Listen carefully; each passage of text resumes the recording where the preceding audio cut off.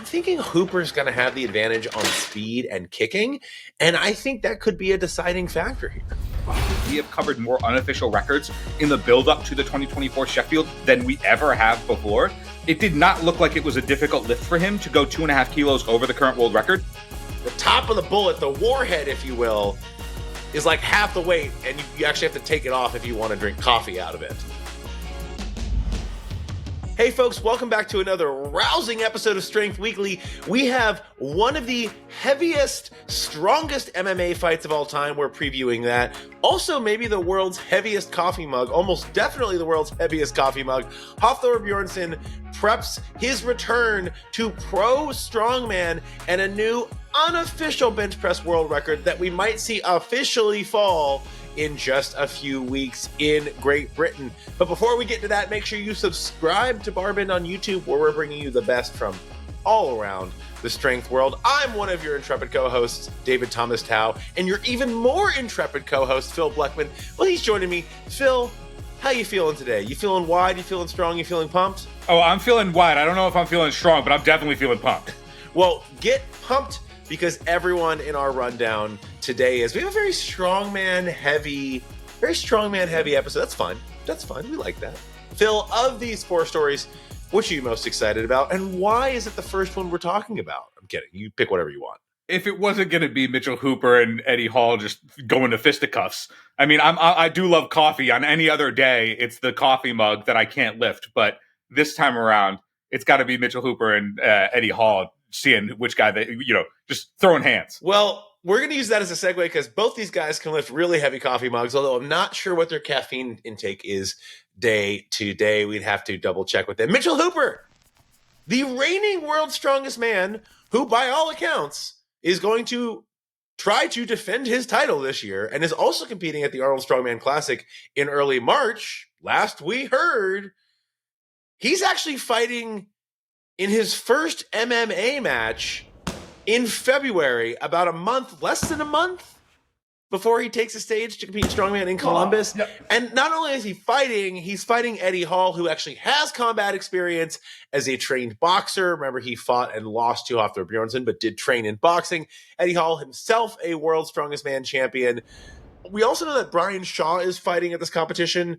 We don't know who, but Brian Shaw's retired from Pro Strongman. Mitchell Hooper, currently a pro strongman, and is stepping to the ring against Eddie Hall just weeks before he competes in strongman. What is going on?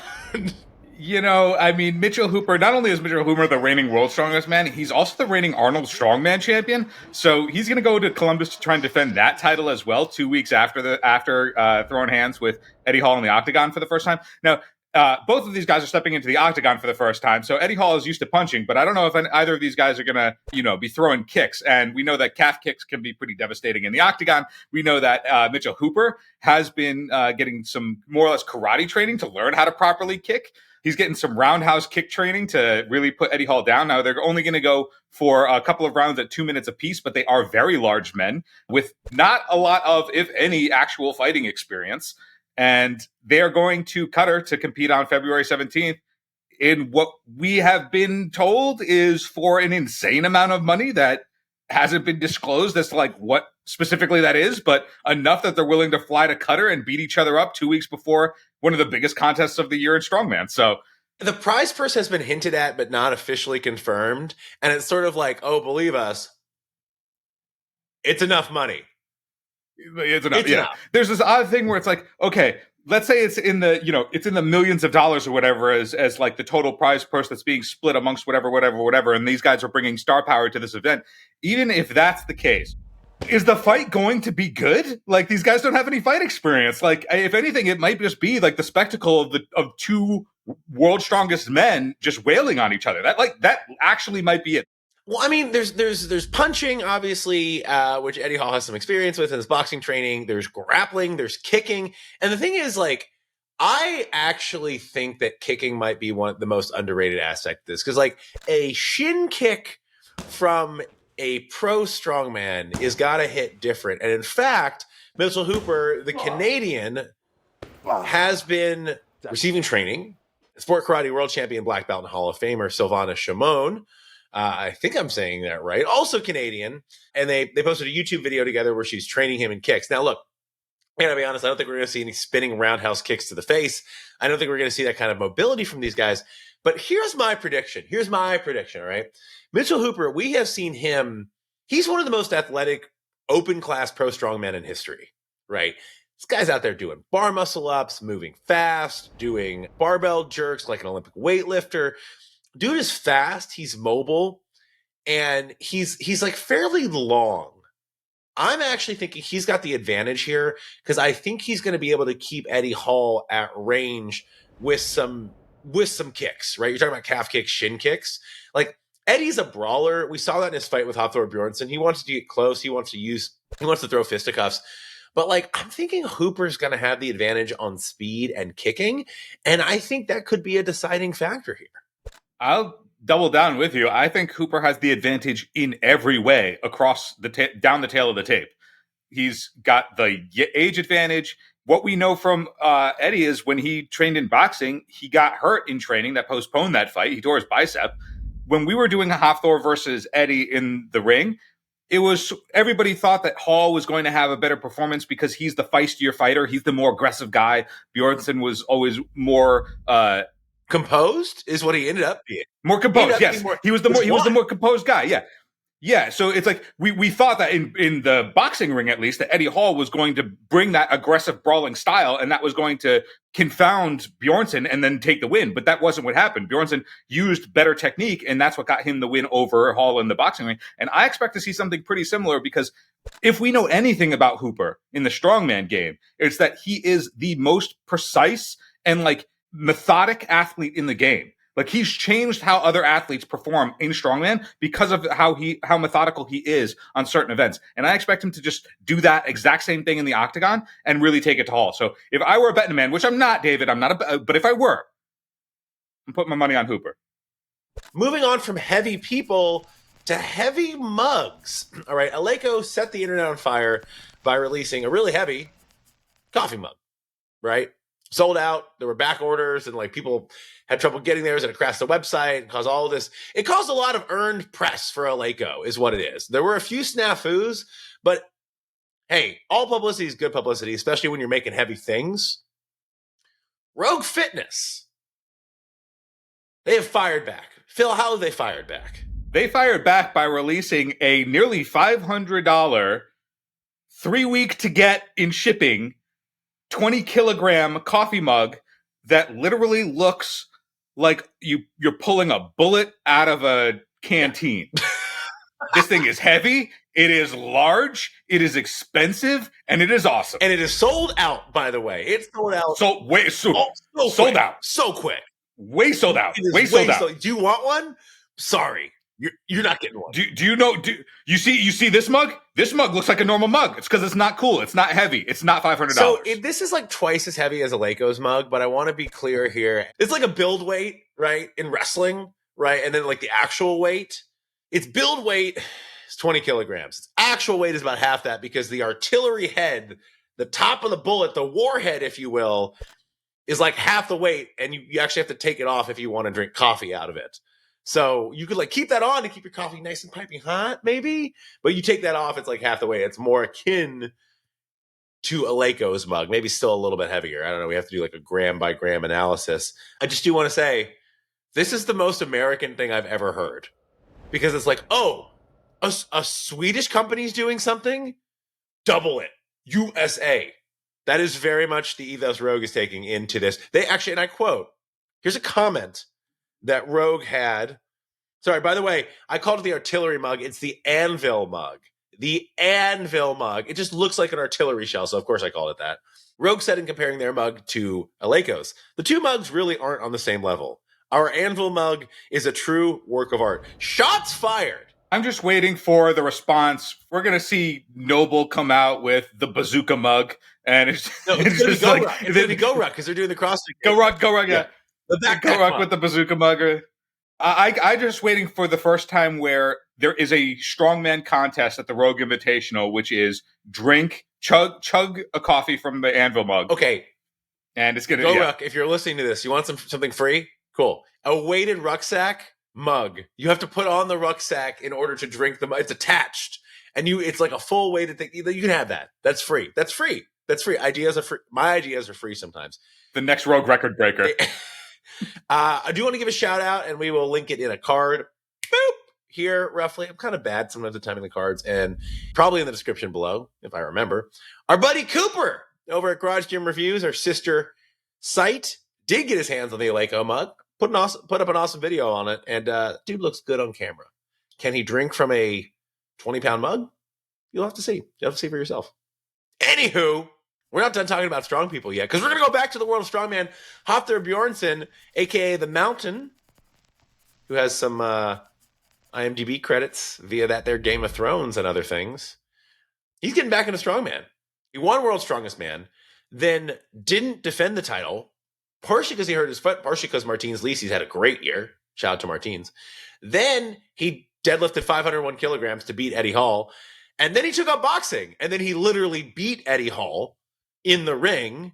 Then he got into powerlifting, and then he got injured, and now he's getting back into strongman. How's Hafthor Bjornsson's training looking, Phil?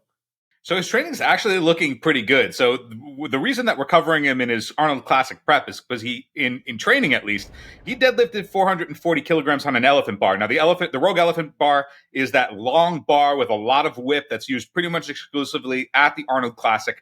And 440 is pretty impressive for a guy who hasn't been in the strongman game for several years. He actually has 3 Arnold Strongman Classic titles, and he's got the Rogue Elephant Bar deadlift world record at 474 kilograms. He lifted 440. He calls his shot that he's going to lift 460 at the Arnold. So I don't know if in my return I want to give my competition the target that they should also be preparing for, but if he can score 460 after being out of the game, that's only 14 kilograms off the world record. 440 is pretty impressive in training. 460 would be very impressive on competition day. 474 is the record, so we'll see if anybody tries to challenge that. But yeah, Hafthor Bjornsson getting back to the game. It looks like he's going to do pretty good, and hopefully he can make me shut my mouth, and he podiums and looks really strong. And I just want to point out, Hafthor Bjornsson, not someone we will be seeing. I mean, I guess stranger things have happened, but like, I wouldn't bet on it. Not someone we're going to be seeing at World's Strongest Man. Basically, we'll see him at the Arnold. Don't expect to see him at World's Strongest Man. By all accounts, not on the best terms with that competition, basically. Yeah, the whole. I mean, the quick rundown. I mean, the reason that Eddie Hall and Hafthor got into into fisticuffs in the ring in the first place, the reason that built up and the fight for the heaviest deadlift of all time is because they competed at the 2017 World's Strongest Man. There was a may or may not you be the judge call on a final rep for Hafthor Bjornsson that would have given him the title over Eddie Hall that year. So there was controversy surrounding that, and then a rivalry between those two guys built up and pent up. And then the next year Hafthor wins in 2018, but Eddie did not compete because he was done after 2017 when he won, and then came out with some more shots fired saying that Hafthor only won because Eddie didn't compete. More smack talk back and forth. And eventually they were like, hey, the world wants to see us fight. So then they fought, but then Hafthor won. So, the last time they competed against each other in strongman, Eddie won. But then when they actually got into the ring, Hafthor won. And then, Eddie got his Hafthor's name tattooed on his foot because they made a bet about that fight. And then that also stirred some controversy. There's a lot. But all that is to say, Hafthor maybe not on the best terms with Giants Live, but maybe they can reconcile and we could see him return to the World's Strongest Man competition if he does really well at the Arnold Strongman Classic. Stranger things have happened, but he does theoretically have a lifetime invite to the World's Strongest Man as a former champion. A lot going on there. Let's go to a sport that has no politics. I'm joking, because it has all strength sports have politics. Strength sports is politics, and that's powerlifting. Great Britain's own Tony Cliffe, 120 kilogram powerlifter, 2-time world champion, looking pretty good heading into the Sheffield, which is on home turf for him in February. Phil, how good is he looking, especially in the bench press? And I would do a bench press motion, but I'm going in a chair, and it's going to look like a weird shoulder press. I'm just not going to do it. Yeah, I mean, well, Tony Cliffe is not doing weird shoulder presses for sure, because he looks looking damn good leading up to the Sheffield, which is going to take place on February 10th. He posted a training lift of 2.5 kilograms over the current bench press world record in his weight class. Now, the Sheffield, it's a little bit different from other powerlifting contests where it's an invitation-only meet, and athletes are going to be scored based on the proportion of world records in their weight class that they're competing in. So it maximizes everybody's incentive to lift as heavy as they can, regardless of how anybody else is lifting around them. And Tony Cliffe and a bunch of other athletes that are going to be competing there have been looking really, really strong in training. Like, I feel like we have covered more unofficial records in the build up to the 2024 Sheffield than we ever have before. And we cover a lot of training lifts. And Tony Cliffe's happens to be one of the more impressive amongst them, because it did not look like it was a difficult lift for him to go 2.5 kilos over the current world record. So fully expect him to call for a world record in one of his attempts at the Sheffield and potentially post that prize and then win the 5,000 euros that come along with any world record broken in an open class. It's not 5,000 euros. So, it's 5,000 pounds. Which is about $5,600 as of this recording. So yes, you get a nice little kicker there for setting a world record. And he did bench press in training 255.5 kilos. We don't know what his body weight was, right? This wasn't after like his squat attempts or anything like that. We don't know of, but 255.5 kilos, or about 563 pounds, more than a tick above the world record in his body weight division. So, I do think that he's kind of giving us a preview, and he's saying, hey, I'm probably going for this record. Tony Cliffe, one of the world's best powerlifters, probably not as well known in the United States as he is in the UK. And I think he will probably use that to his advantage, lifting on home turf there and being more of a known quantity among or within the UK powerlifting scene. So I'm excited to see Tony lift. I like watching him lift. You always want to see the hometown hero, not hometown, but home country hero, do well. But he'll have stiff competition, because there are a lot of good lifters looking for those top prizes. People can walk away with like mid 5 figures, depending on how they stack, like how they've done it overall with some world records. Like, you can walk away with, $50,000 plus US. Yeah, I'm sure a bunch of the athletes that are going to compete at the Sheffield are going in expecting it to be the largest payday for them throughout the year. Like, more and more, this is becoming like the Super Bowl of powerlifting in a way. It's like the World Championships and now Sheffield, but like Sheffield, just because of the clout and the elevation of like all of these athletes competing with the incentive to go as heavy as they possibly can and the prize money to back it up. So I expect to see a lot of big things from at the Sheffield, and Tony Cliffe bench pressing a world record is like just the floor of what I think we're going to see. Very much so. Excited about that. Probably the most exciting I am for a powerlifting competition this year. And Phil, sadly, the bummer is that brings us to the end of this Strength Weekly. But wow, it's been popping off with training lifts, popping off with MMA preparation, popping off with heavy mugs. What will the world bring next week? Well, from the folks bringing you everything around the barbell game, barbend.com, I'm David Thomas Tao, joined by Bill Blackman. Thank you for joining us. I have to go put in my waitlisted order for an anvil mug that I won't be able to lift, and I appreciate all of you supporting me on that journey. Cheers, folks.